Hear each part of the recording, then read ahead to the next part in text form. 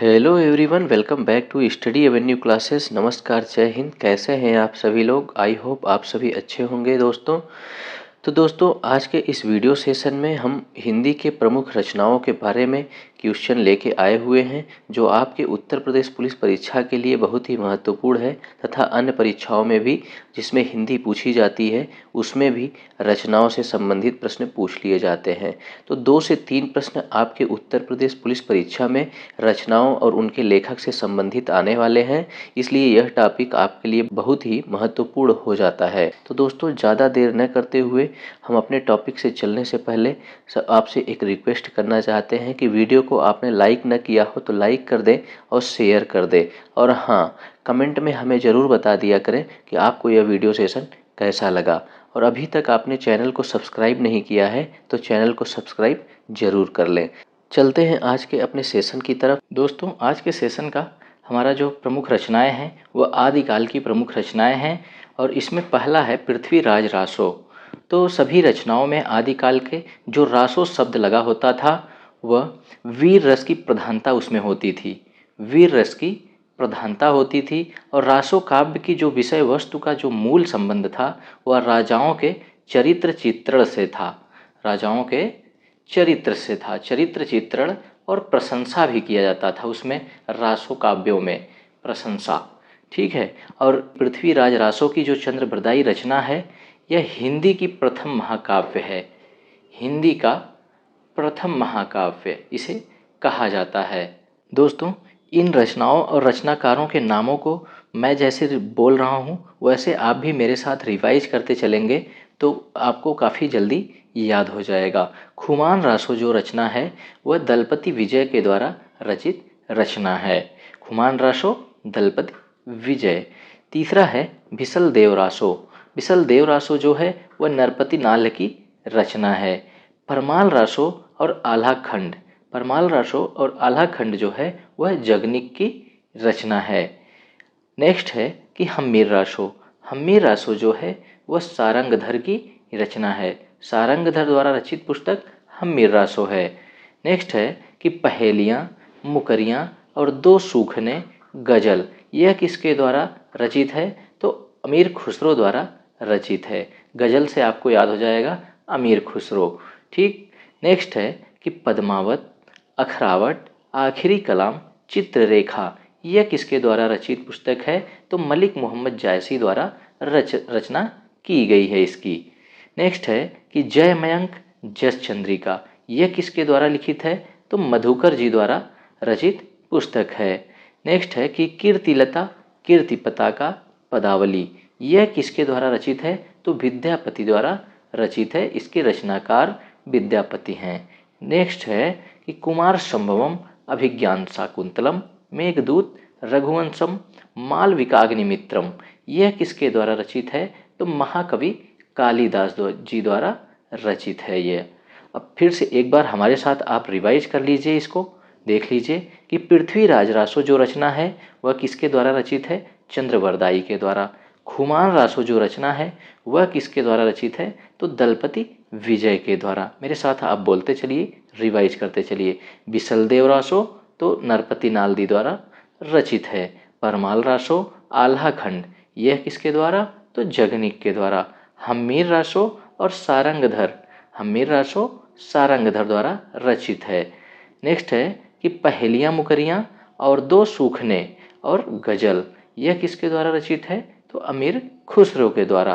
पद्मावत, अखरावट, आखिरी कलाम, चित्ररेखा। यह किसके द्वारा रचित है? तो मलिक मोहम्मद जायसी जी के द्वारा रचित है। जयमयंक, जस चंद्रिका, यह किसके द्वारा? तो मधुकर जी द्वारा। कीर्तिलता, कीर्ति पताका, पदावली, यह विद्यापति द्वारा रचित है। कुमार संभवम, अभिज्ञान शाकुंतलम, मेघदूतम, रघुवंशम, मालविकाग्निमित्रम, ये जिसमें संस्कृत जैसे शब्दों का प्रयोग किया गया है वह महाकवि कालिदास जी द्वारा रचित पुस्तक है। महाकवि कालिदास जो थे वो संस्कृत के प्रकांड विद्वान थे, इसलिए उन्होंने जितनी भी रचनाएं की वह संस्कृत में की। अब चलते हैं नेक्स्ट, देखते हैं कि भक्ति काल की प्रमुख रचनाओं को देखेंगे।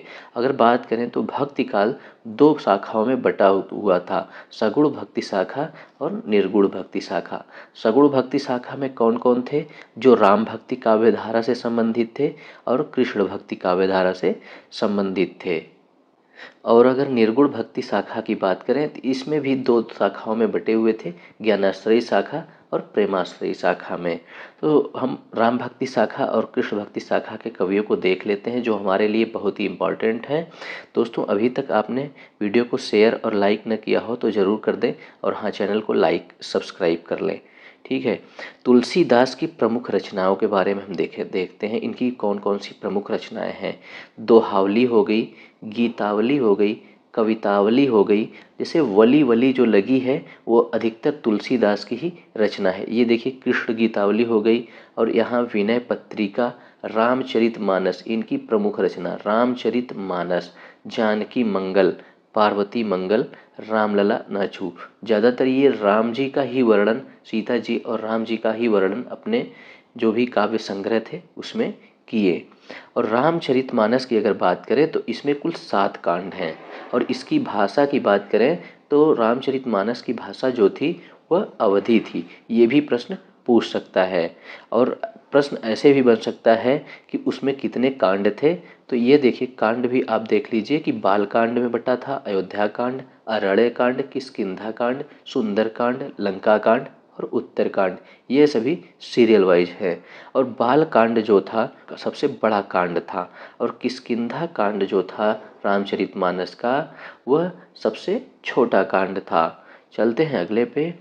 अगला है कि सूरदास की प्रमुख रचनाएं। तुलसीदास की प्रमुख रचनाएं तो हो गई, अब सूरदास की प्रमुख रचनाएं जो पेपर में पूछे जाते हैं। सूर सरावली हो गई, साहित्य लहरी हो गई, सूर पचीसी हो गई, सूर सागर हो गई, स्कंद वात्सल्य भाव हो गया।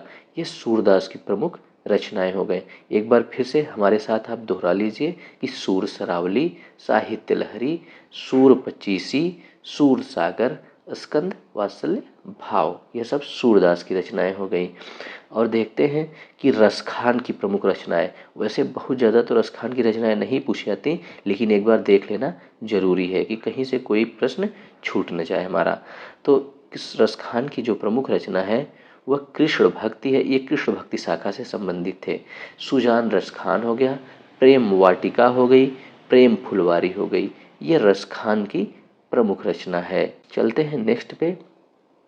नेक्स्ट हमारा है कि मीरा जी की प्रमुख रचना है। तो मीरा जी जो भी थी यह भी कृष्ण भक्ति शाखा से संबंधित थी। नरसी जीरो माहिरो, ये इनकी प्रसिद्ध रचना है। और राग गोविंद, गीत गोविंद और पदावली, ये चारों मीरा जी की प्रमुख रचना है। एक बार मेरे साथ आप दोहरा लीजिए बोल के, नरसी जीरो माहिरो, राग गोविंद, गीत गोविंद, पदावली। ठीक है, मीरा जी की प्रमुख रचनाएं हो गई। आप मेरे साथ एक बार बोला कीजिए पढ़ के, तो इससे आपको जल्दी याद करने में सहायता होगी। चलते हैं नेक्स्ट पे। नेक्स्ट है कि कबीरदास की प्रमुख रचनाएं। कबीरदास की प्रमुख रचनाओं को देखेंगे। जो साखी शबद रामायणी, इसमें संकलन जो था, इसका संकलन बीजक में किया गया था। साखी शबद रामायणी की कबीरदास की प्रमुख रचना यही मानी जाती है।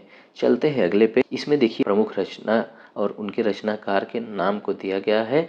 इसको देखते हैं। मेरे साथ आप पढ़ के एक बार बोलते जाइए, जो आपको याद करने में काफ़ी ज़्यादा सहायता होगी। और 1 और 2 बार आप इसको पढ़ लेंगे तो ज़रूर याद हो जाएगा।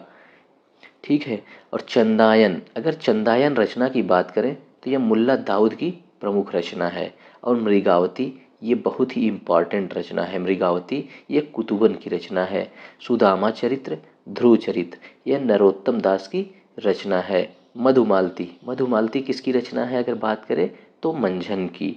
सत्यवती कथा, सत्यवती कथा अगर रचना की बात करें तो यह ईश्वर दास द्वारा रचित कथा है। कवि प्रिया, रसिक प्रिया, रामचंद्रिका, विज्ञान गीता, ऊपर आपने पढ़ा, फिर से दोहरा लीजिए।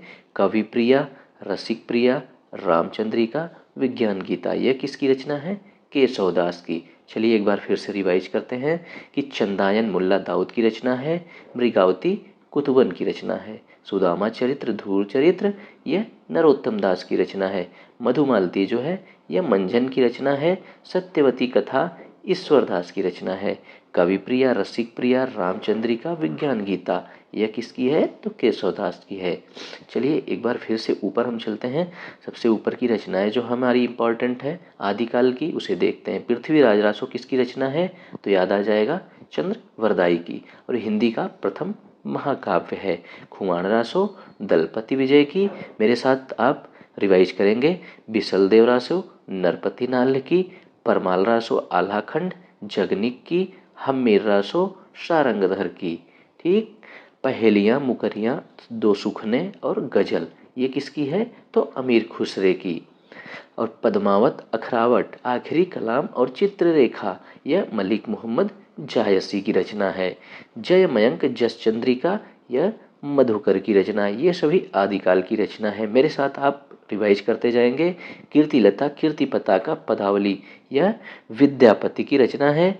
कुमार संभवम अभिज्ञान शाकुंतलम मेघदूतम रघुवंशम मालविकाग्निमित्रम जो संस्कृत जैसा पढ़ने में लगे तो वह महाकवि कालिदास की रचना हो जाएगी। दोस्तों मैंने इसको रिवाइज भी करा दिया आपके अच्छे से। आप 2 बार अगर रिवाइज कर लेंगे इसको तो याद हो जाएगा आपको पूरा। और इसमें से 1 या 2 क्वेश्चन जरूर पूछेंगे जाएंगे। और इसका सेकंड पार्ट जो आधुनिक रचनाकार हैं उनकी रचनाओं को मैं नेक्स्ट पार्ट में लेकर आऊँगा, जिसको आप ज़रूर देखिएगा। तो दोस्तों पूरा वीडियो देखने के लिए बहुत बहुत धन्यवाद। और अगर करंट अफेयर्स और हिंदी से संबंधित और भी आपको प्रैक्टिस सेट करना है तो हमारे वीडियो सेशन में पड़े हुए हैं, आप वीडियो सेक्शन में जाके देख सकते हैं। जय हिंद, जय भारत।